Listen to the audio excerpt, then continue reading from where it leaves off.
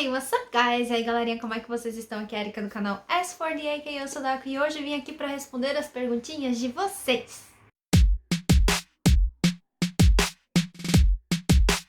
Então, algumas 2 semanas eu perguntei pra vocês, tanto no meu Instagram quanto aqui na aba de comunidades do canal, quais perguntas vocês têm em relação à bolsa do MEC. E eu decidi fazer isso por quê? Bem, a tia Erika tá aqui já há pelo menos 3, 4 anos fazendo vídeos falando sobre a minha experiência, como foi conseguir a bolsa, como foi os meus perrengues, e eu faço tudo isso na esperança de que essas informações sejam úteis para vocês, mas no final das contas eu não sei se realmente eu tô conseguindo falar o que vocês querem saber da bolsa, então eu decidi perguntar, porque assim a gente consegue aqui dar uma otimizada no processo todo, certo? Vieram várias perguntas e eu tenho como objetivo nesse vídeo responder todas elas, então o vídeo vai ficar bem comprido. E como eu sei que nem todo mundo vai querer assistir aí um vídeo de seus sei lá quantos mil minutos, eu separei as perguntas em diferentes sessões, tá? E vou estar deixando os timestamps de cada uma delas aqui embaixo na descrição. Então se tiver algo que você tem mais curiosidade, eu só quero saber mais sobre a questão do dinheiro, mais sobre a questão do processo de seleção, é só ir direto lá que daí fica mais fácil, você não precisa assistir o vídeo inteiro. Mas é claro que se assistir o vídeo inteiro, a tia Erika agradece, beleza? Então vamos começar. Então a primeira parte foram perguntas em relação ao escopo da bolsa. O João Pedro, _314, perguntou no Instagram assim: a bolsa é para todas as áreas e níveis? Com relação às áreas, até onde eu sei não existe nenhum tipo de limitação, tá bom? O MEC aceita estudantes de todas as áreas, não importa se é exatas, biológicas, humanas, ciências sociais, tá tudo incluso, beleza? Aparentemente não existe uma limitação em relação a isso. Dependendo se for para pós-graduação, eu sei que existe algumas limitações. Por exemplo, se você quiser estudar as artes tradicionais, eles não deixam.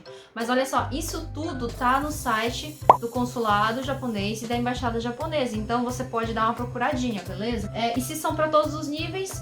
Todos os níveis, eu acredito que seja graduação, mestrado, doutorado, sim, você pode conseguir essa bolsa para esses 3 níveis, e também tem outras modalidades, tá bom? Não só de graduação como de pós, também tem a graduação, tem a modalidade para treinamento de professores, cultura japonesa, curso profissionalizante, tem várias modalidades, na verdade, você pode ter informações sobre todas elas no site do consulado japonês e da embaixada japonesa, então é só dar uma olhadinha lá, tá? Próximo. A Nicole Helena perguntou aqui no YouTube: gostaria de saber, todas as faculdades fazem parte do MECT? Como escolher uma? Vamos lá, para a primeira pergunta, eu acredito que sim, porque o MECT é o Ministério de Educação, Ciência, Desporto, Tecnologia, blá blá blá do Japão, e ele coordena as universidades, assim como o MEC coordena as universidades, as instituições de ensino, na verdade, né, no Brasil. Então o MECT é o equivalente ao MEC, só que o MECT engloba um pouquinho mais do que só o que o MEC faz. Enfim, as universidades respondem ao MECT, então eu acredito que todas elas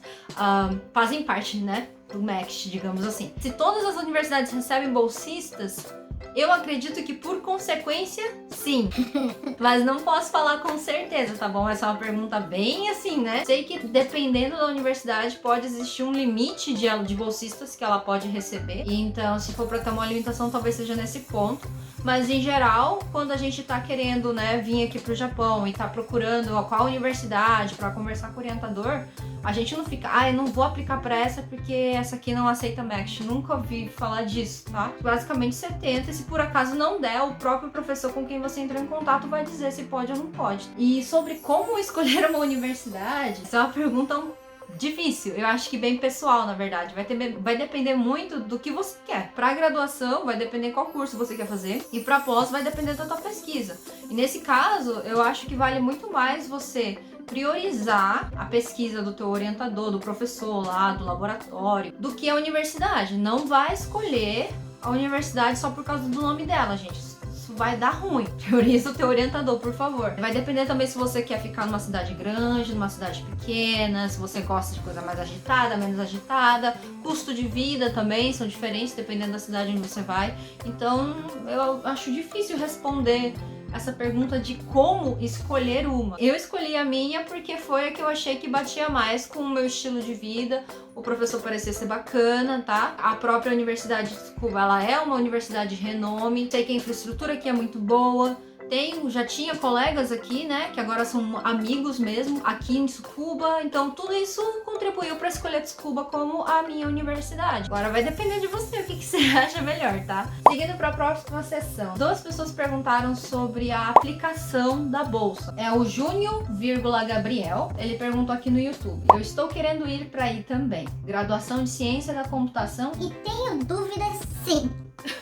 Eu não sei se foi assim que ele escreveu, mas é assim que eu lembro. Para me inscrever, ouvi dizer que há um texto que a pessoa tem de fazer sobre si mesmo.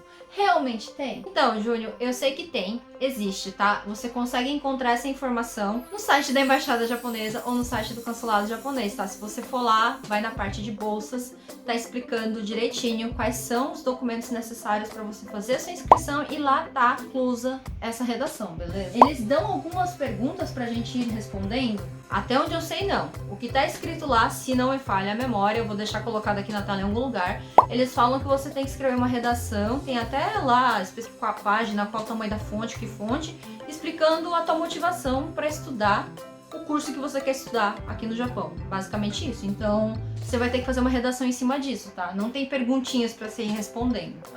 Mando junto com a inscrição? Sim, porque é um documento de inscrição, tá lá escrito, é só olhar no site. Antes de ir para lá, já tenho que saber quais universidades tem o curso que quero cursar? Lá, Japão, ou é lá no consulado fazer a prova? Eu não entendi isso direito. Assim, mesmo que eles não cobrem isso, eu acho válido você já saber quais universidades tem o curso que você quer fazer quando você chegar aqui, tá? Porque é o teu futuro em jogo. Eu acho que é válido tu dar uma procurada mesmo que eles não te cobrem isso. Eu não sei dizer se cobram ou não, tá? Porque eu não fiz o processo da bolsa de graduação. Eu tô te falando aqui muito no meu achismo, beleza? Mas como um conselho, eu te aconselho a procurar essas universidades antes de chegar aqui, tá bom? Eu sou de BH e meu consulado é no Rio. A prova vai ser lá ou somente entrevista? Tudo vai ser no consulado, tá bom? Prova, entrevista, tudo acontece lá. Não tem essa de acontecer em algum lugar. Eu nem sei onde seria se não for no consulado, tá?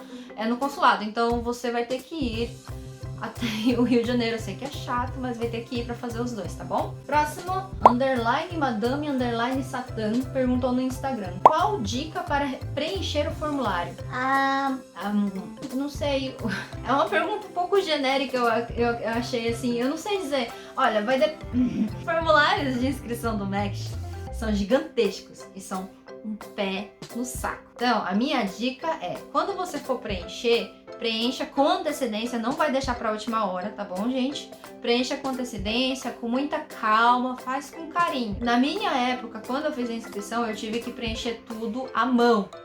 Eu tive que preencher 3 vias à mão. Então, no meu caso, demorou muito tempo. Eu tive que tomar muito cuidado para 2 coisas. Primeiro, a letra tem que estar legível. Quando a gente fala legível, tem que ser letra de forma, tá? Porque letra cursiva é muito difícil para japonês entender, porque eles não estão acostumados a utilizar. Então, letra de forma. Como escrever os números também, tá? A gente tem mania de escrever o 2 com a bolinha aqui. O japonês normalmente não vai entender, ele prefere o patinho. Aliás, eu tenho até um vídeo sobre isso aqui no canal, vai aparecer aqui nos cards. Então, assim, tem que tomar bastante cuidado para que as pessoas entendam o que está escrito no formulário se você for escrever à mão. Agora, eu acredito que hoje em dia você consegue fazer isso tudo no computador. Inclusive, acho até que os consulados estão disponibilizando o PDF para você preencher no computador. Se for esse o caso, você já não tem que se preocupar com essa questão da legibilidade da letra. Mas tem que prestar atenção também nas informações, tá? Verificar se tá tudo certinho. Para preencher o formulário tem uma parte que tem que escrever seu histórico escolar. Tem que prestar bastante atenção para ver se soma 16 anos. Se não somar 16 anos, já vai dar problema, porque para você ingressar no mestrado, tá, você tem que ter pelo menos 16 anos de educação básica, digamos assim, né, até a graduação. Então tem que verificar isso.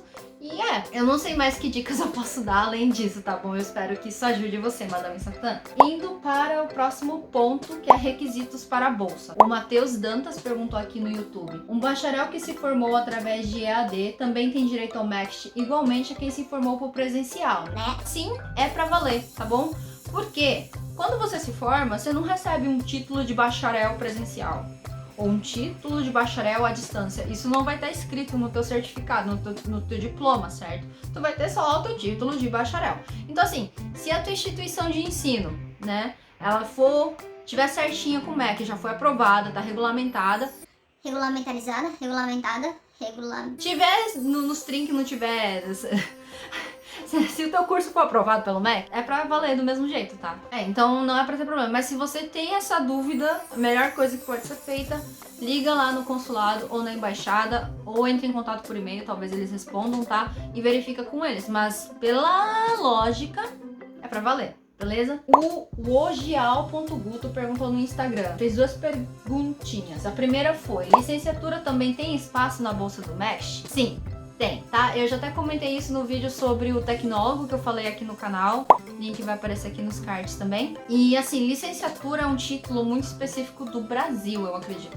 Eu não lembro de ter visto esse tipo de título em outros países, tá? Não que eu saiba de tudo, mas pelo menos eu nunca vi. Quando a gente coloca isso dentro do contexto do Japão, né? O Japão vê esse título como um título de bacharel por causa do tempo de estudo. Como a licenciatura normalmente é 4 anos, equivale ao bacharel, que também é 4 anos. Então, sim, você consegue vir fazer sua pós-graduação pelo MEC sem problemas. Inclusive, eu conheço várias pessoas formadas em licenciatura no Brasil que vieram fazer o mestrado ou doutorado aqui no Japão pelo MEC, tá? Então não precisa se preocupar.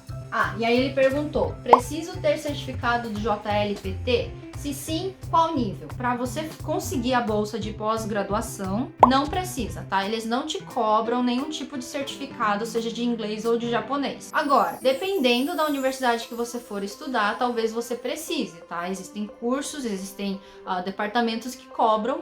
E aí você vai ter que fazer. O meu conselho é que você tire de qualquer forma o JLPT, porque ele é um teste de proficiência que não tem validade, tá? Então você tirando agora, depois se você precisar você já vai ter. E é bacana tu saber como é que tá teu nível do japonês, certo? Então se puder, eu aconselho fazer. Mas pra conseguir a bolsa em si, isso não vai ser necessário. Aí, a Kelly Diane também perguntou no Instagram: para participar, é necessário ser fluente nas 2 línguas, inglês e japonês? Não, você não precisa ser necessariamente fluente nas 2, apesar de que é melhor que seja. Então, idealmente falando, o melhor é que você seja fluente nas 2. Por quê? Dependendo da pesquisa, o inglês vai ser muito mais utilizado. Então, no meu caso, que eu sou de ciência da computação, todos os artigos que eu tenho que ler estão em inglês. Os artigos que eu escrevo estão em inglês. Eu converso com muitos pesquisadores, a maioria sabe falar inglês, então eu acabo utilizando muito para minha pesquisa. Por outro lado, o japonês, ele é útil porque você vai estar vivendo no Japão, certo? Facilita muito, muito, muito a vida da gente quando a gente consegue entender o idioma. E outra coisa também que para mim eu achei muito benéfico, a partir do momento que eu consegui falar mais japonês, eu percebi que a minha comunicação com o meu orientador melhorou muito, porque apesar do meu orientador saber falar inglês, ele tem, obviamente, mais facilidade em falar o japonês. Então tem horas que até ele não sabe direito o que ele tá falando, ele consegue se expressar melhor em japonês do que em inglês. E aí eu consigo entender, porque agora eu consigo falar o japonês mais ou menos, tá?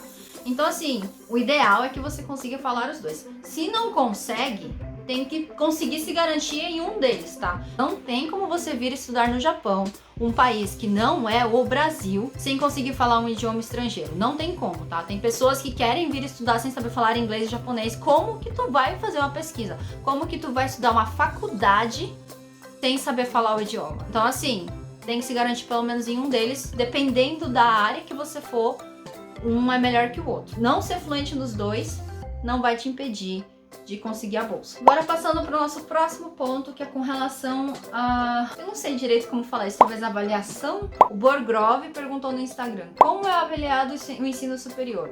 O curso conta? Não, o curso não conta, tá? Não existe limitação de curso aqui, tá? O MEC não limita. Só exato. Eu já falei isso, então pronto, não conta. Agora, como o ensino superior é avaliado, eu não sei te dizer. Eu não faço parte da banca avaliadora das bolsas, tá?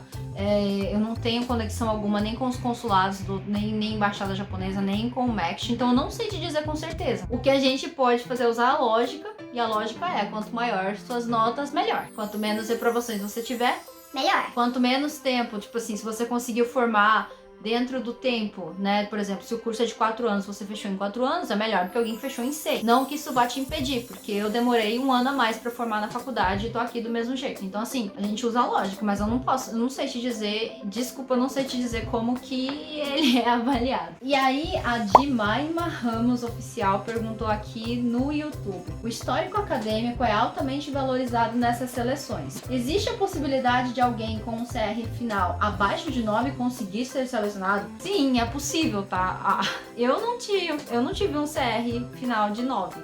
Eu já tive, em algum momento da minha graduação, CR de 9,67. Eu tenho muito orgulho disso, mas depois só foi caindo e terminou, eu tava abaixo de 9, mas isso não me impediu de conseguir a bolsa. Quando a gente tá falando de uma bolsa de pesquisa, né, pra bolsa de pós-graduação, o importante é você saber pesquisar. A gente não pode julgar a pessoa, a capacidade de pesquisa da pessoa por causa do CR dela na faculdade. Você tirar nota boa na prova é uma coisa, você fazer pesquisa é outra. Então, eu acredito sim, né, isso aqui vai pro Borgrove também que tava perguntando. É óbvio que o teu desempenho na tua faculdade vale bastante, né? A gente tem uma ideia se você é uma pessoa que se esforçou bastante ou não, mas não é só isso que vale. A gente tem que lembrar que não adianta nada ter um CR 9, 10 se o teu projeto de pesquisa for uma bosta, tá bom? Então, não se preocupa tanto com essa questão do CR, a não ser, claro, você ainda tá na faculdade. Se você ainda estiver na faculdade e conseguir aumentar teu CR, se esforça, tá?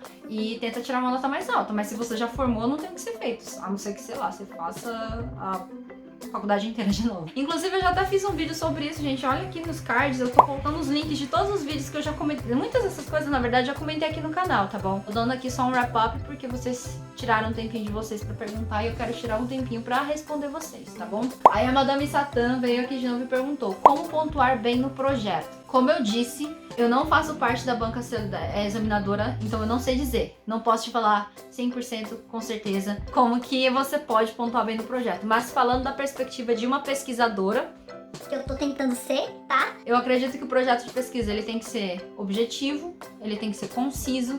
E quando você lê esse projeto, é importante você conseguir identificar o que a pessoa quer fazer, por que ela quer fazer, para que ela quer fazer e como ela vai fazer, tá? São 4 perguntinhas importantíssimas que precisam ser respondidas nesse projeto de pesquisa. Eu já fiz um vídeo aqui no canal falando sobre como elaborar um projeto de pesquisa, como eu, Érica, tá? Acho que a gente deve elaborar um bom projeto de pesquisa. Tá tudo aqui nos cards, tá? Dá uma olhadinha lá e eu espero que isso te ajude. Agora, não dou garantias, tá? Talvez o marketing não goste. Não posso garantir isso. Seguindo pro próximo ponto. Perguntas sobre a prova, seleção da bolsa. O Ogial.guto de novo apareceu aqui perguntando: sabe me dizer se tem provas antigas disponíveis na internet? Procurei e não achei. Olha, o Ogial, né? Guto, então, eu sei que tem, tá? Se você for seguir o link que tanto a embaixada quanto os consulados estão mandando, vai mandar direto pro site novo do Studying Japan, que tá uma bagunça, eu não consigo encontrar nada lá, mas as provas estão lá, tá? Eu vou deixar o link certinho aqui na descrição, então dá uma olhadinha lá, beleza? Aí o Matheus Primai perguntou aqui no YouTube: quais matérias estudar para a prova de graduação do MEC? E as faculdades japonesas têm um bom investimento? Elas conseguem saciar o aluno em todos os requisitos? Então foram muitas perguntas, vamos tentar responder aqui de uma por uma.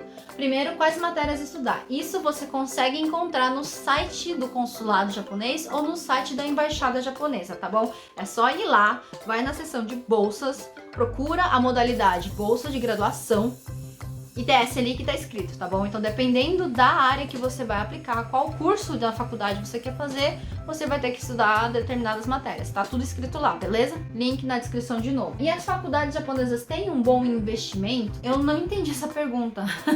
Investimento, você diz se o governo investe nas universidades? Ou se tem empresas que investem nas universidades? Se as universidades investem nos alunos? Eu não entendi. Mas se a gente for pensar em questão de recursos, sim, as universidades têm muitos recursos aqui no Japão, tá? Muito mais do que no Brasil, eu diria. A valorização da educação aqui é muito mais alta do que no Brasil, tá bom? Então, em geral, a gente consegue ter uma experiência bem positiva na faculdade. Normalmente tem laboratório muito bom, a biblioteca é bem completa, tem refeitórios, as salas são arrumadinhas, tem cadeira pra todo mundo, os banheiros são limpos, tá? É isso. E a terceira, elas conseguem saciar o aluno em todos os requisitos? Que requisitos são esses, Matheus? Desculpa, assim, só um parênteses aqui, gente. Quando vocês forem fazer perguntas, vamos tentar ser um pouquinho mais objetivos, principalmente pra tia Érica, que é uma pessoa muito... Eu não sei que requisitos você quis dizer, Matheus, mas eu acho que ela não consegue estudar bem. Eu acho, se é essa pergunta, eu acho que tá um pouco ligada com o que eu falei das faculdades, tá? A gente tem, acho que a gente consegue ser saciado como aluno.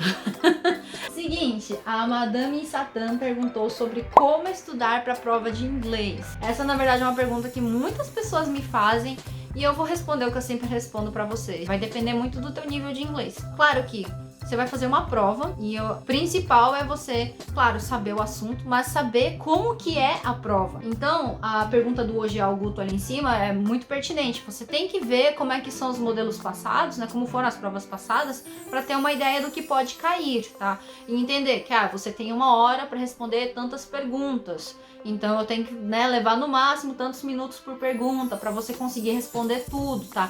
Isso é como se você estivesse se preparando para um vestibular, tá, gente? Então, essa é uma dica que eu dou. Veja os modelos passados, tenta entender como é que a prova funciona para você não ser pego desprevenido. E com relação ao assunto, realmente vai depender do teu nível de inglês. Quando eu fiz essa prova do MEXT, eu já era fluente. Então, para mim, a prova foi relativamente fácil. Mas se você é uma pessoa que ainda não se sente confortável com o idioma ou ainda tem muita dificuldade com o vocabulário, aí você vai ter que dar um esforço, um gás a mais aí. Só que eu não consigo pontuar exatamente o que vocês precisam fazer para estudar nesse ponto, beleza? E aí, seguindo a Nicole Helena aqui, ela perguntou também: como são as provas? Eu vou assumir que essa prova é a prova de entrada na faculdade. E eu também vou assumir que é a entrada na prova da faculdade para graduação. As provas de entrada para graduação aqui no Japão não são brincadeira, tá? Aquela pergunta aqui: é necessário ter um preparo digno de vestibular para realizá-las? Claro, porque é um vestibular. Os japoneses, tem gente que tá estudando aí quase que a vida inteira para conseguir entrar em uma determinada universidade. Então, tem que estudar bastante, tá bom? Não vai ser fácil. Mas também não é impossível. Entendam isso. Não é porque o negócio é difícil que é impossível. Tá bom? Ela continua: tem como ir com a bolsa de graduação ou é muito mais difícil de conseguir comparado às outras? Ser mais difícil não significa que é impossível. De novo, então assim, eu, Érica, acho que o processo seletivo da bolsa de graduação é muito mais difícil que o da bolsa de pós, devido à quantidade de coisas que eles te cobram nas provas, tá? Então eu acho mais difícil, mas não significa que é impossível, porque se fosse impossível, nós não teríamos bolsistas brasileiros fazendo a graduação pelo MEXT aqui. E existem, então é possível, tá? Só não é fácil, mas nem a de pós-graduação é fácil. Consegue encontrar estudantes do curso de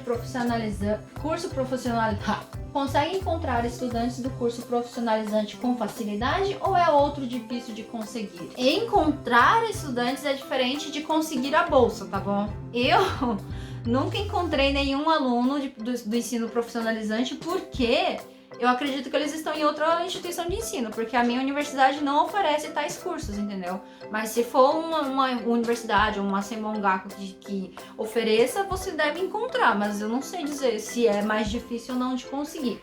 E na verdade, assim, Nicole, eu vou te dar um bizu aqui, não se preocupa tanto com esse negócio de ser difícil ou não de conseguir, tá? Porque vai ser difícil. É um processo, você tá entrando numa competição. Várias pessoas estão tentando essa bolsa.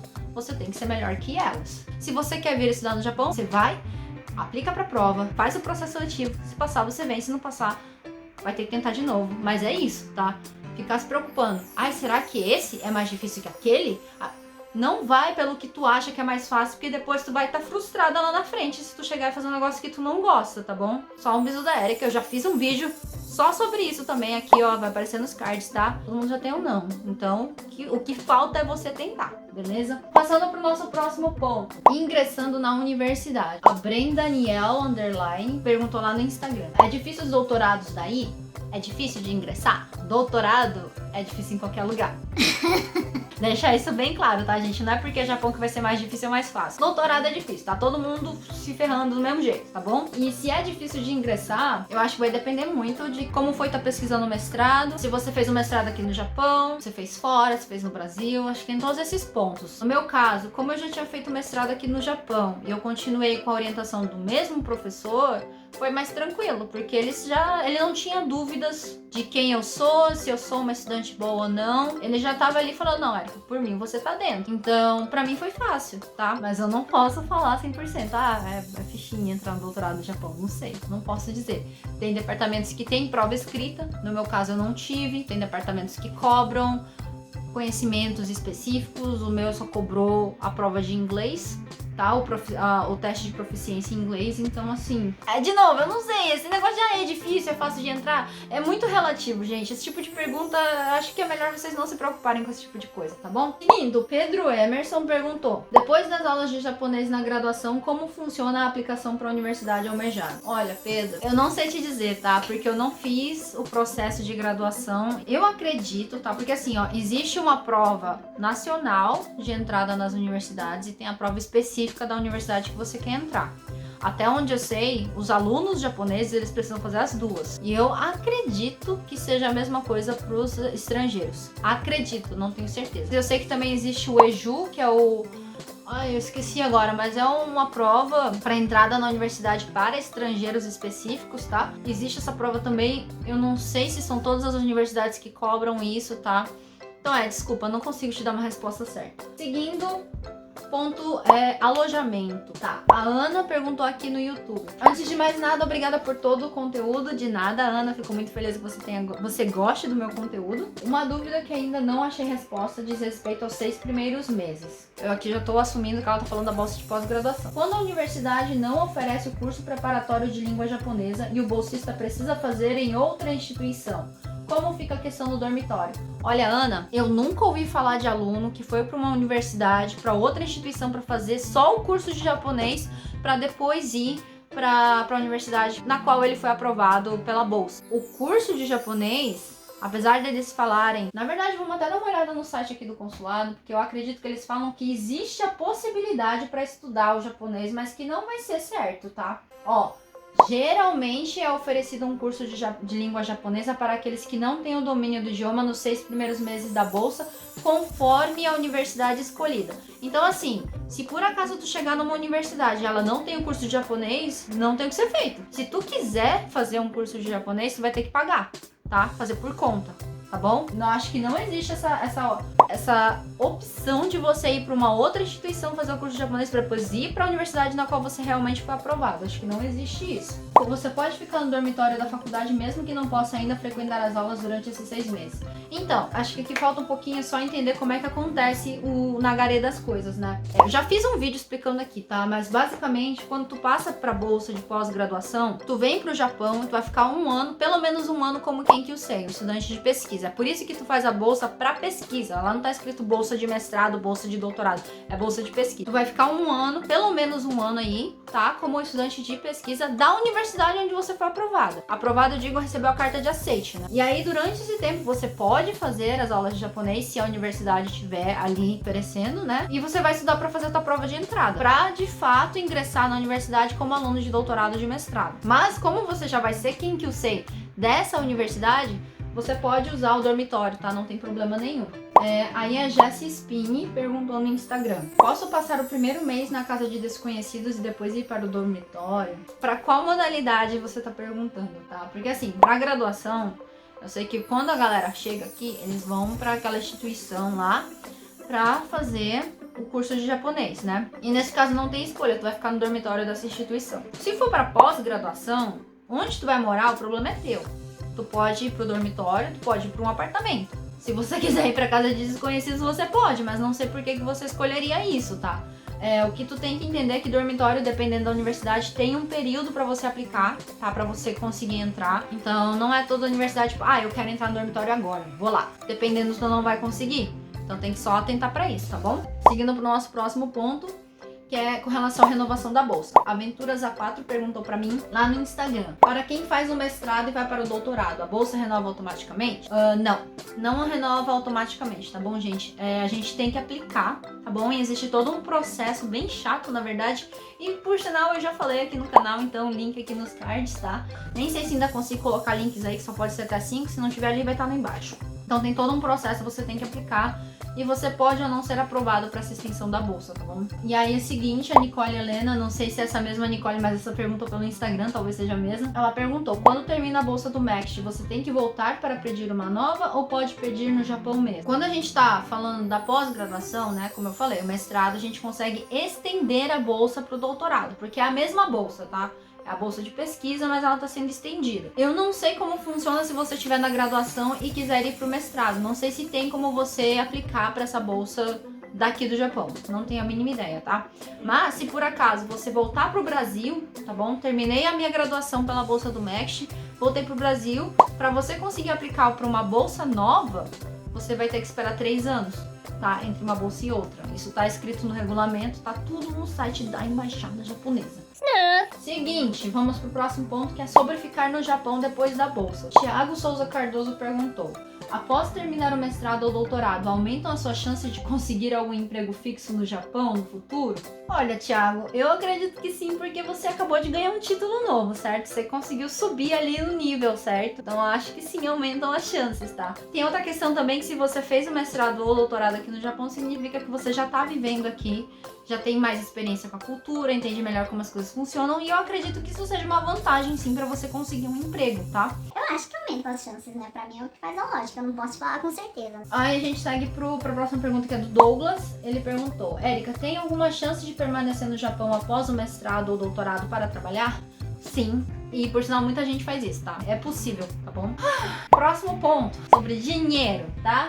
A Fernanda perguntou: eles só pagam a viagem até o aeroporto de Narita? O resto você que paga até a cidade que você vai ficar? Sim, exatamente. É isso que tá escrito lá no site da embaixada, tá? Então a tia Érica aqui, por exemplo, tive sorte porque em Manaus tem um aeroporto internacional, então eles pagaram desde Manaus até Narita, mas de Narita até Tsukuba eu que tive que pagar, beleza? Aí a Jéssica Espinha, que apareceu de novo. No profissionalizante, dá pra fazer trabalho de meio período? Eu acredito que a galera que vem pelo curso de profissionalizante vem com o visto de estudante. Se vier com visto de estudante, sim, você pode fazer o trabalho de meio período, mas vai ter que ir pedir autorização no escritório de imigração. Eu já falei sobre baito aqui, tá? Dá uma olhada aqui nos cards ou na descrição, não sei onde vai dar. Se tiver essa permissão, você pode fazer o baito. Se não tiver, você não pode. E ela perguntou: os custos acabam com a renda mensal toda? Depende do teu estilo de vida. Tu gasta muito? Come muito? Tu toma muito banho? Tudo isso varia. Eu já fiz um vídeo aqui no canal falando sobre os meus gastos aqui em Tsukuba. Você pode dar uma olhadinha também se você quiser.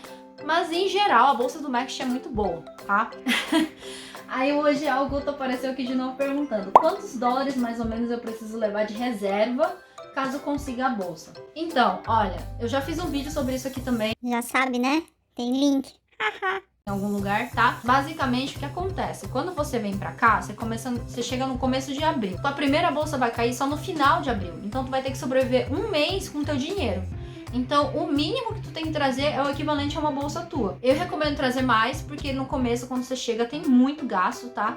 Então, trazer aí pelo menos uma bolsa e meia pra você conseguir se garantir. De novo, dá uma olhada no videozinho que eu fiz lá, que eu expliquei com tudo bastante detalhe. Aí, seguindo, falando sobre pesquisa, tá? De novo, hoje o Guto aqui perguntou. Ele falou assim, que ele vai começar a faculdade de letras e gostaria de saber: daria certo fazer uma pós focando no Japão? Eu acredito que sim, dependendo do teu projeto. Eu conheço, por exemplo, gente formada em licenciatura de língua estrangeira em inglês no Brasil e veio fazer pesquisa aqui, fez um mestrado aqui no Japão. Então é possível, só vai depender do projeto que tu vai escolher aí, né? Aí a Izanami Fukui perguntou: fala sobre as áreas de pesquisa. Eu tô fazendo uma especialização na área de ciências de dados e tô procurando saber quais as principais áreas de pesquisa em ciências de dados no Japão.